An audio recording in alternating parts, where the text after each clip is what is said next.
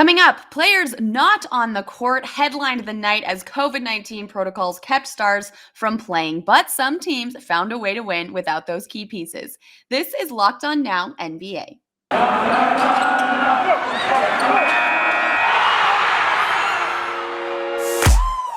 The biggest games, the best performances, expert analysis. You are Locked On Now. You're listening to Locked On Now NBA, local experts on the biggest stories around the hardwood. I'm your host, Kim Becker, and thanks so much for making Locked On Now your first listen every weekday morning. Our Locked On NBA hosts are here to help break down everything from Wednesday. As COVID makes this season more and more unpredictable and takes more and more players off of the court, we start out in Oklahoma City for last night's biggest game. The biggest game. With honestly the most incredible ending sequence we have seen in a very long time, the New Orleans Pelicans shocked the Oklahoma City Thunder with a game winner from more than half court, just seconds after Oklahoma City had tied the game and thought it was going into overtime. Our Locked On Pelicans host is all smiles on the right side of this crazy night. Always shoot the heave. Devontae Graham hits game winner for the Pelicans to win 113-100 over Oklahoma City. I'm Jake Madison, host of Locked On Pelicans and Locked On NBA. It wasn't pretty, and it was much harder than it should have been, but the Pelicans got a much-needed victory over the Oklahoma City Thunder. Devontae Graham launches a 61-foot three as time ran out for the walk-off win, and that came moments after a 30-foot heave from Shai Gilgeous-Alexander to tie the game. It was an absolutely wild ending. You need to see the replay of it if you haven't already. While those will undoubtedly be the highlights from this game, but Brandon Ingram was the star for the Pelicans. 34 points, and he was absolutely clutch in the fourth quarter, hitting shot after shot, scoring 6 straight, getting a bucket when they absolutely needed it. He's been playing at an all-star level over his past 10 or so games, and now there's rumors out there that the Pelicans are planning to be buyers at the trade deadline. Who are they looking to target, and can they change the fortunes of this team as they look to get back into playoff contention? We'll be talking about it over at Locked On Pelicans. The Miami Heat got hit hard by COVID this week, playing last night without Jimmy Butler, Bam Adebayo, Tyler Herro, and more. Miami still found a way to beat Joel Embiid and the Sixers on the road, though, and Locked On Heat tells you how shorthanded Miami did just that.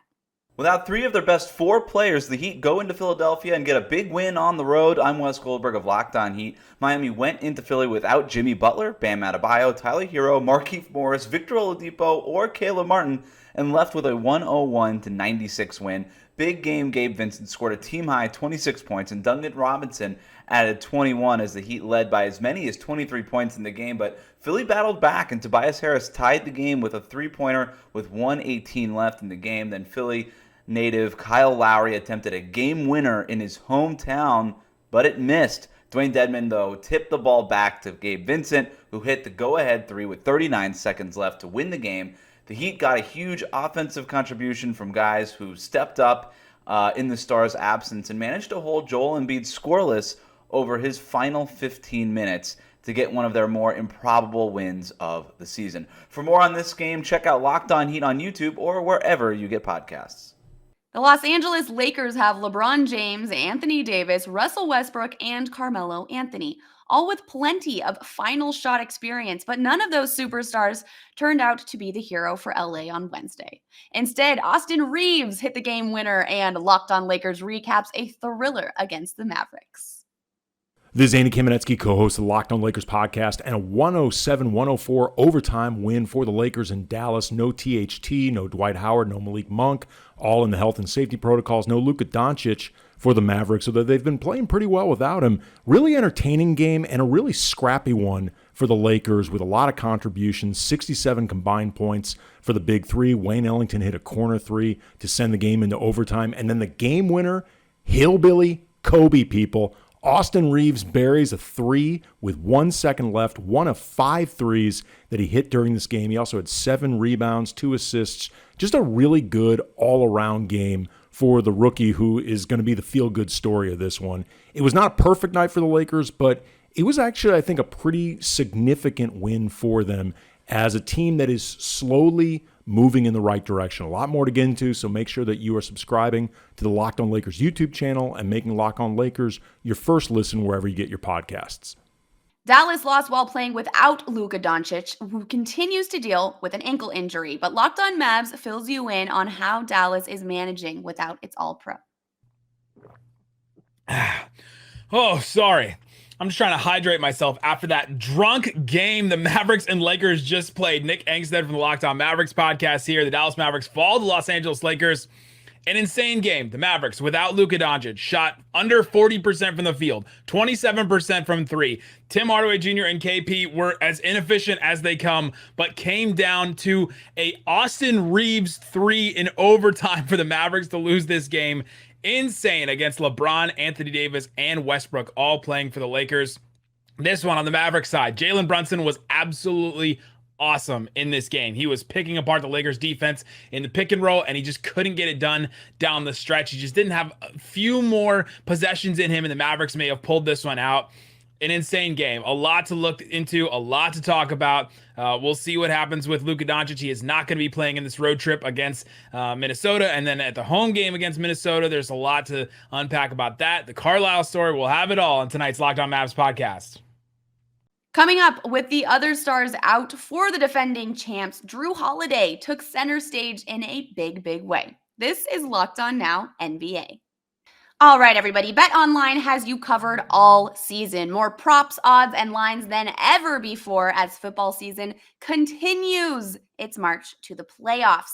BetOnline remains your number one spot for all sports action this season. And if you head to their new updated desktop or mobile website to sign up today, you could receive a 50% welcome bonus on your first deposit. Just use our promo code LOCKEDON to receive that bonus.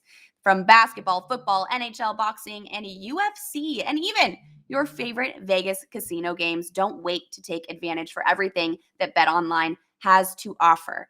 BetOnline is the fastest and easiest way to bet on all of your favorite sports. Again, if you head to BetOnline and use our code LOCKEDON, you can receive a 50% welcome bonus. BetOnline, where the game starts.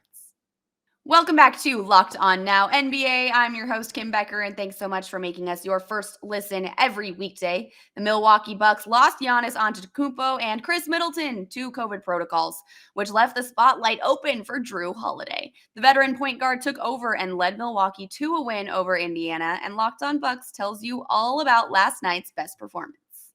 The best performance. Hold up. What's up, everyone? Kane Pittman here from Locked On Bucks after Milwaukee beat the Indiana Pacers 114-99 in one of the more impressive wins of the season, to be quite honest. Ravaged by injuries and health and safety protocol. No Giannis tonight, no Chris Middleton tonight, no Dante DiVincenzo, who was scheduled to make his first appearance of the season. So he was out as well, among others. The Bucks seriously shorthanded in this game, but they win behind a Jrue Holiday masterclass, 26 points, 14 assists in this one, and he was just in complete control. He went into bully ball mode. He went into facilitator mode. One of the best performances he's probably had in the regular season as a Milwaukee Bucks player. So Jrue Holiday was sensational tonight. You get 20 from Pat Connaughton. You get 20 from Bobby Porter. So everyone was stepping up in this game, and it is important for the Bucks. They're going to be without Giannis for a little bit here. Typically this season, when Giannis has been off the floor, the numbers have not been pretty. So this is a nice step in the right direction. And quite frankly, it's fun to watch some of these guys to make the most of the opportunities they got in this game. So we're going to break it all down, including the ramifications of the health and safety protocol stuff with the Milwaukee Bucks. We've seen it right across the league. It's now hit the Milwaukee Bucks. So we'll have it all for you on the post-game show, wherever you get your podcast. Of course, now on YouTube as well. So if you haven't checked us out on YouTube, make sure you do so. We'll speak to you guys in a little bit. Let's go around the league. The Utah Jazz won for the 8th straight time. This one a home win over the Clippers that Utah led throughout the entire game. Locked On Jazz recaps another all-around solid performance for a team finding their rhythm. For the 6th time in 8 games, the Utah Jazz have beat a team by 20, and they've won all 8. Tonight, it was the LA Clippers on the short end of a Jazz onslaught. David Locke of Locked On Jazz. The Utah Jazz got a balanced attack, 27 from Donovan Mitchell, playing a little under the weather, but under control, was able to dime out 6 assists and played with great space as the Clippers decide to try to take away the Jazz three-point shooting. In the first part of the game, it was Rudy Gobert and Hassan Whiteside dominating. Then as the Clippers adjusted, Donovan Mitchell took over in that third quarter to make more plays. Bojan Bogdanovic added 6 3-pointers as the Jazz had 4 players over 20 points tonight, with Mitchell with 20, Gobert with 20, Bogdanovic with 20, and then Jordan Clarkson came off the bench for 21. The Jazz, who have the best offense in the NBA, absolutely sliced apart another top 10 defense tonight, and they continue to roll. They have won 8 straight, 6 of those by 20. For more, tune into Locked On Jazz, plus the big news of the day. Danny Ainge, the now CEO of Utah Jazz. The Sacramento Kings took down the Washington Wizards by outscoring Washington by 19 in the fourth quarter. Locked On Wizards tells us all about the big comeback down the stretch.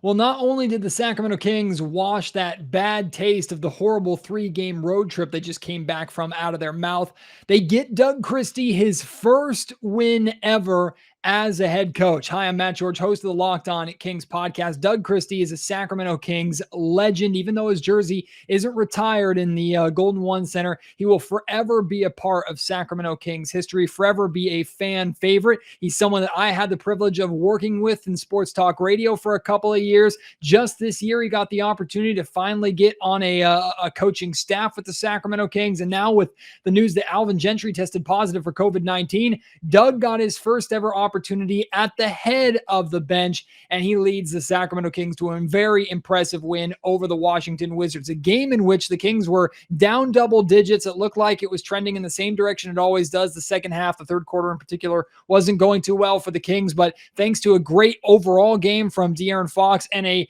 heroic fourth quarter effort from Harrison Barnes, who has been struggling as of late, the Kings get the win. Overall, we don't want to overreact too much to Doug Christie getting his first win and him potentially being the coach of the future for the Sacramento Kings or anything like that, or him having the team playing differently than Gentry or Walton did. Don't want to overreact to that, but you do want to savor moments like this through the course of what has been a very frustrating season. We'll talk about it more on tonight's episode of the Locked On Kings podcast.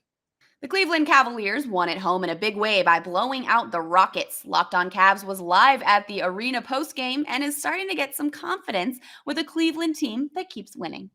Chris Manning here. Evan Dameral's with me. We're here after Cavs Rockets 124-89. Cavs win. An absolute shellacking of the Houston Rockets. The Cavs embarrassment, if you will. Isaac Okoro dunked on 3 people at once. It was pretty cool. Dean Wade broke Al Prince Sengun's ankles. It was a real just 1 through 15 effort on the Cavs part. Yeah, well, 1 through 13. 13, I guess. Yes. Look, Ed Davis came in. Dean Wade was a spot starter, as Evan said. Look, the Cavs just beat a team that won 8 of 10. Maybe the Houston Rockets are not the best team in the world on paper, but they've won 8 of 10. They've been playing hard. Everything's been kind of going right for them of late, and the Cavs just kind of took care of business at home. I feel like that's a sign of a good team, and it gets punctuated by these Isaac Okoro moments as he's shooting 70% from the field the last 4 games. He's been awesome. For what it's worth, by the way, folks, Saturday's game in Milwaukee now has serious implications for 3rd place in the Eastern Conference. I didn't see that coming, did you? No, the Cavs are good. They're good. I think the Cavs are good. Us Grumps think they're good. That's saying something. For more Locked On Cavs on YouTube or wherever you get podcasts, please hit subscribe. We want to get 2,000 by Christmas, so do it. The Atlanta Hawks lost to the Rockets earlier this week, but avoided falling to both of the NBA's worst records in the same week by beating Orlando on the road on Wednesday. Locked On Hawks recaps a much-needed Atlanta victory.